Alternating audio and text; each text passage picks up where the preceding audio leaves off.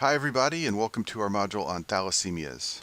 Before we talk about the thalassemias, let's just review anemias in general. In the module on microcytic anemias, I talked about how you can classify anemias using the MCV, and I talked about how there were a number of causes of so-called microcytic anemias where the MCV is lower than normal and less than 80. In the module on microcytic anemia, I talked about all of these causes except one, and that was the thalassemias, and we're going to focus on the thalassemias in this module now. Just a brief review of some key points about the microcytic anemias. All of the microcytic anemias, including thalassemias, are due to decreased hemoglobin content inside of red cells. When there's decreased hemoglobin, red blood cell precursors will undergo extra divisions, and therefore they will generate smaller than usual red cells, which have a low MCV. In addition to the low MCV, because there's less hemoglobin in the red cells will have a decreased mean corpuscular hemoglobin mass, and also a mean corpuscular hemoglobin concentration. And then finally, when there's decreased hemoglobin inside of red cells, the red cells will appear hypochromic on peripheral blood smear. This is an example of hypochromic red blood cells here. You can see that there's a large pale area in the center of the cell, much larger than what you see with normal red blood cells. Those cells are hypochromic and they appear that way because they have decreased hemoglobin. Thalassemias are the result of decreased or absent production of globin chains. In alpha thalassemia, you have underproduction or absent production of the alpha globin chains. In beta thalassemia, it's the beta globin chains that are the problem. All hemoglobin molecules are made up of 4 globin chains, and there are 3 types of normally occurring hemoglobins that you can find in the serum. First is called hemoglobin A. This is the most prevalent type of hemoglobin in adults. It's 95% of hemoglobin. It's made up of 2 alpha chains and 2 beta chains. The less common type found in adults is called hemoglobin A2. This is usually less than 5% of our hemoglobin. It's made up of 2 alpha chains and 2 delta chains. And then finally, hemoglobin F is the fetal hemoglobin type. It's made up of 2 alpha chains and 2 gamma chains. So a key point here is that all hemoglobins have 2 alpha globin chains. It's the other chain that determines the type. If the other chain is betas, then it's hemoglobin A. If the other chain is deltas, it's hemoglobin A2. And if the other chain is gammas, it's hemoglobin F. And also note that the alpha chain is very important because it's a component of all 3 types of normally occurring hemoglobin. So if you have an alpha thalassemia and a problem with the alpha chains, it can affect all 3 types of hemoglobin. Beta globin chains, on the other hand, are only found in hemoglobin A, so people with beta thalassemia, as we will see, have a problem only producing hemoglobin A. And then finally, the delta and gamma chains are found in either hemoglobin A2 or hemoglobin F. You should be familiar with a very important diagnostic technique used in evaluating thalassemias and hemoglobin disorders, and that's called hemoglobin electrophoresis. In this disorder, you take a sample from a patient and you place it in a gel within an electrical charge. The different types of hemoglobin will move different distances in the electrical field, so this can determine how much hemoglobin A or A2 or hemoglobin F or abnormal hemoglobin like hemoglobin S is present in the patient's sample that you put on the gel. And it's used to diagnose hemoglobinopathies like thalassemia and also sickle cell disease. This is a picture of a hemoglobin electrophoresis on the screen here. These bands that are lighting up are different hemoglobins. They've moved different distances along this gel based on their characteristics and how they behave in the electrical field. And then based on standard samples of known quantities of different hemoglobins, you can determine, for example, that this band right here might represent one type of hemoglobin and this band right here might represent another. All of the thalassemia syndromes have a spectrum of severity. Some of them are called thalassemia minor. These syndromes are usually asymptomatic. Often the abnormal hemoglobin is identified on routine blood testing or a blood smear. In contrast, thalassemia major syndromes often have a severe loss of globin production.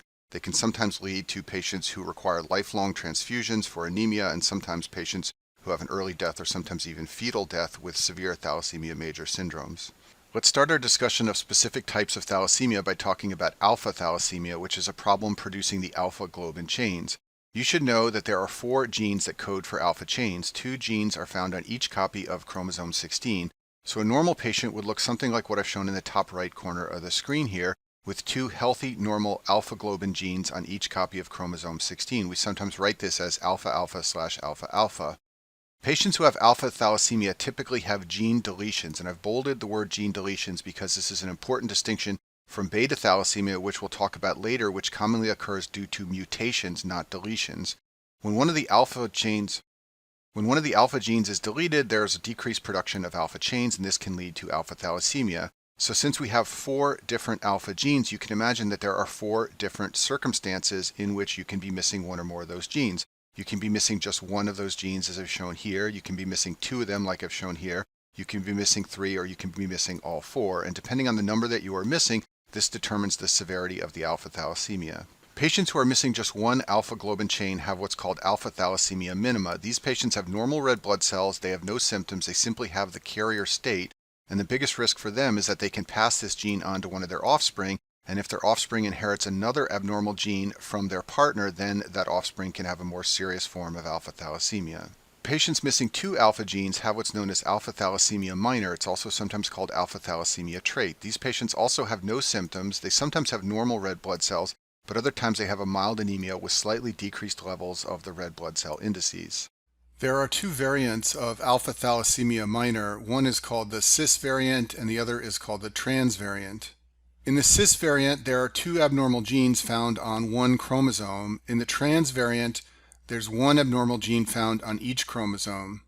And for patients who have alpha thalassemia minor and have the cis variant, there's more risk that they will have an affected offspring, because if they pass this chromosome on to their offspring, that offspring will have two abnormal copies of the gene. A person with the trans variant can only pass one abnormal copy of the gene on to an offspring, and therefore there's less risk of a child with alpha thalassemia. If you have deletion of three alpha genes, you then have what's known as hemoglobin H disease. In this condition, there's very little production of alpha globin genes, and there's excess beta globin present. Beta globin is being produced, but it doesn't have alpha globin to combine with to form hemoglobin A. Therefore, there is an excessive amount of beta globin together, and the beta globin chains will bind together and form what's known as hemoglobin H, which is 4 beta chains together. This type of hemoglobin is abnormal, it's easily damaged. It also has a very high affinity for oxygen, 10 times the affinity of hemoglobin A. This makes it useless for oxygen delivery. It will bind oxygen but won't release it to tissues. And the hemoglobin H begins to form after birth. That's because there are no beta chains in hemoglobin F. Beta chains begin to be produced after birth, and when they are produced, they begin to combine together and form the hemoglobin H that occurs in this condition. Patients with this disorder have a hypochromic microcytic anemia, just like you would expect when they are unable to produce normal levels of hemoglobin. They will have a low MCV, also a low MCH and MCHC. An important feature of hemoglobin H disease to appreciate is that these patients have abnormal deformability of their red blood cells. This means that they will be cleared by the spleen. This will lead to a significant amount of extravascular hemolysis. So patients with this condition can have splenomegaly, they can have high bilirubin levels, and they can have an elevated LDH. And these features are all very important, especially when you're taking your boards. A microcytic anemia can look a lot like iron deficiency, but you should never see evidence of hemolysis in iron deficiency. If they tell you that the patient has splenomegaly, they are not describing a case of iron deficiency alone. There must be something else going on to lead to that extravascular hemolysis. Another feature of hemoglobin H disease is that hemoglobin H is easily oxidized, so there is a risk for intravascular hemolysis when these patients have oxidant stressors like infection or drugs. This is very similar to a glucose 6-phosphate dehydrogenase deficiency.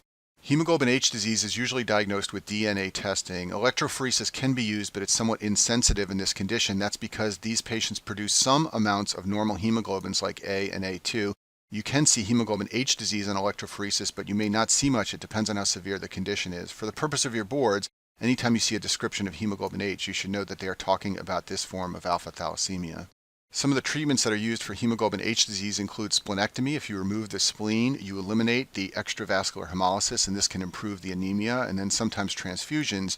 And any patient who requires frequent transfusions for a chronic anemia is at risk for iron overload. As I've talked about in some of the other modules, we don't have a mechanism to excrete significant amounts of excess iron, so patients who receive repeated transfusions can develop an iron overload syndrome very similar to hemochromatosis. The final type of alpha thalassemia is called hemoglobin Bart's. This occurs when there's deletion of all 4 alpha globin genes. This is not compatible with life. These babies have no alpha globin. They cannot form hemoglobin F, which consists of alpha globin and gamma globins. As a result, gamma globin chains will bind together into a structure called hemoglobin Bart's. This consists of 4 gamma globin chains. It forms in utero. It's an abnormal type of hemoglobin, and it cannot release oxygen to tissues. It has a very high affinity for oxygen, 10 times greater than hemoglobin A.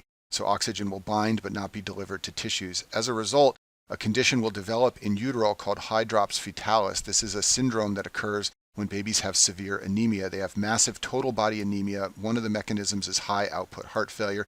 You can see lots and lots of swelling on ultrasound of babies with this condition. And the fetus usually dies in utero, or the baby dies a few hours after it's born.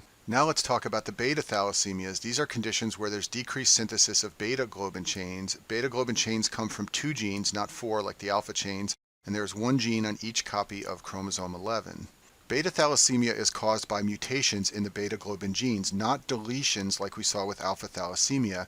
And because this condition results from genetic mutations, there's a wide spectrum of disease depending on the specific mutation. So for example, if there's a mutation that results in a beta globin gene that makes no beta globins whatsoever, that's obviously a very severe mutation, and that will cause a severe disease. On the other hand, if the mutation leads to a beta globin gene that still produces a reasonable amount of beta globin chains, then the disorder will be much milder. For this reason, there's some confusing nomenclature around beta thalassemia. People will say beta sub-zero when they are referring to a beta gene that has no function, meaning it produces no beta globin genes. They'll sometimes write beta 1 when the gene has some function. People also often talk about beta thalassemia minor. This is when the patient has one mutated beta globin gene. This can range in severity depending on the specific mutation. They will say beta thalassemia major when both genes are mutated in a way that leads to a significant reduction in beta globin genes. So beta thalassemia minor occurs when patients are heterozygous and have one abnormal beta gene. This condition is also called beta thalassemia trait. And these patients have reduced production of beta globins, but they still make enough beta globins so that they usually remain asymptomatic. The way these patients are often identified is by detection of a mild anemia, a microcytic anemia, on routine blood work.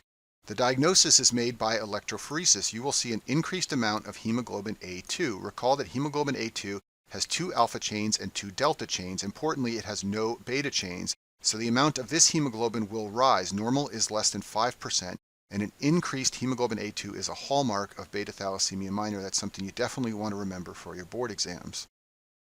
Beta thalassemia major, on the other hand, is when patients have 2 abnormal beta genes and the mutation results in a dramatic reduction in the production of beta globin chains. This is also sometimes called Cooley's anemia. These patients develop anemia beginning in the first year of life. The reason it happens in the first year of life is because that's when the hemoglobin F production begins to wane and they need those beta globin chains to make hemoglobin A. These patients have what's known as ineffective erythropoiesis. The alpha chains form tetramers, they precipitate, and the red blood cells become damaged, and the bone marrow fails to produce normal amounts of red blood cells. In addition, they have splenomegaly. They have abnormal deformity of the red blood cells, just like we talked about before in patients with alpha thalassemia, and therefore the spleen clears any abnormal red blood cells in the plasma. So for both of these reasons, they will have a severely reduced red blood cell count and a marked anemia. There are 4 important features of this disorder that I always remember so that I can recognize it. The first is a hypochromic microcytic anemia, just like you would expect in a patient with underproduction of normal hemoglobin. The second is marked abnormalities of red blood cell sizes and shapes. We'll talk about that in a minute. The third feature is erythroid hyperplasia, and the last feature is extramedullary hematopoiesis. Beta thalassemia major is famous for all the red blood cell abnormalities it causes on the peripheral blood smear. If you ever see a peripheral smear with lots and lots of different red cell abnormalities, you should think of this condition. It can cause most of the red cell abnormalities that you can think of. So first of all, it causes microcytosis. There are small red cells. There's also hypochromia from loss of hemoglobin. The patients who have this condition demonstrate anisocytosis on their peripheral smear. This is a wide variation in the sizes of the red cells. These patients can have an increased red blood cell distribution width compared to normal. There's also poikilocytosis. These are abnormal shapes of the red cells. And then 3 other findings you can see are basophilic stippling, nucleated red cells, and target cells. I'll talk about all these in the next few slides. So basophilic stippling occurs when there is residual RNA in the red cells. It's often seen in association with nucleated red blood cells, and you can see it in this form of thalassemia. It's also a characteristic finding in lead poisoning. These are some examples of basophilic stippling shown on the slide here. Target cells are red blood cells that have a circle that looks like a target in the center of the red cell. I'm circling a nice example of one right here. Normally the center of the red blood cell is pale, but the pale center of this red cell has a dark circle in the middle of it, and that's called a target cell. This occurs anytime there's an increase in the surface area to volume ratio of the cell.